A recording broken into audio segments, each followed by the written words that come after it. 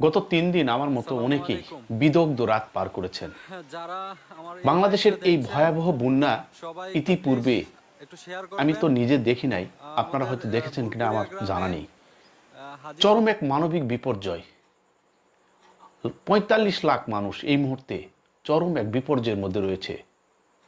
যে মানুষগুলো গত ১ সপ্তাহ ধরে কোথাও খাবার নেই, কোথাও টিনের চালায় নিদ্রাহীন রাত পার করছে। অনেকের খবরই পাওয়া যাচ্ছে না কিভাবে রয়েছে। পুরো বাড়ি পানিতে জলমগ্ন। চারিদিকে পানি আর পানি। একেবারে এক করুণ মানবেতর জীবনযাপন।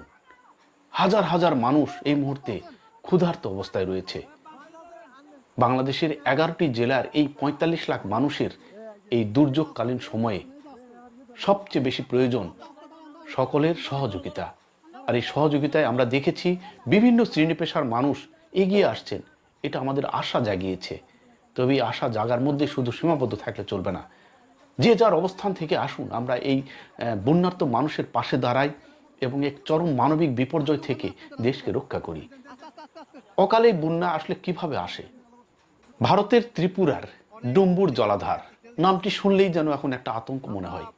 এই জলাধার ছেড়ে দেওয়ার পর থেকেই গোমতীর উত্তাল জলের যে আগ্রাসন ধেয়ে আসে নোয়াখালী, কুমিল্লা, ব্রাহ্মণবাড়িয়া সহ মুহূর্তের মধ্যে তলিয়ে যাচ্ছে।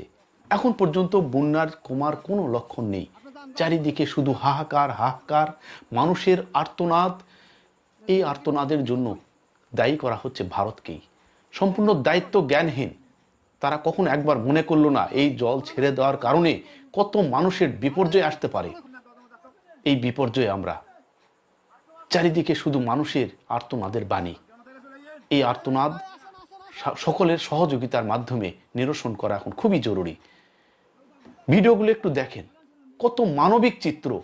কে কোথায় কিভাবে রয়েছে, বয়স্ক, নারী, শিশু যারা আজকে পানিতে নিমজ্জিত। যে চিত্রগুলো আসছে চোখের জল দিয়ে মোকাবেলা করার মতো সমর্থ আমাদের নেই। কান্নায় হৃদয়টা দুমড়ে মুচড়ে যাচ্ছে। তবু আশার আলো এগিয়ে আসছে আমাদের শিশু থেকে শুরু করে বয়স্ক নানা শ্রেণী পেশার মানুষ। এটা আমাদের অত্যন্ত আশা জাগাচ্ছে। আমরাও এই প্রত্যাশাই করছি নতুন এক বাংলাদেশের তরুণদের যে উদ্দীপনা, এই উদ্দীপনাকে আসুন আমরা কাজে লাগাই। যে যার অবস্থান থেকে এই বন্যার্ত অসহায় মানুষগুলোর পাশে দাঁড়াই। এই মুহূর্তে এটা খুবই জরুরি। দোষ, হিংসা এই মুহূর্তে কে কি করলো এই বিষয়টা মুখ্য না। মুখ্য এই আর্ত মানবতার সেবায় অসহায় মানুষগুলোর পাশে দাঁড়ানো। আসুন সবাই আমরা যে যার অবস্থান থেকে যে যার স্বার্থ অনুযায়ী সমর্থ নিয়ে এগিয়ে আসি। আজ এই পর্যন্ত। ভালো থাকবেন, সুস্থ থাকবেন। আল্লাহ হাফেজ।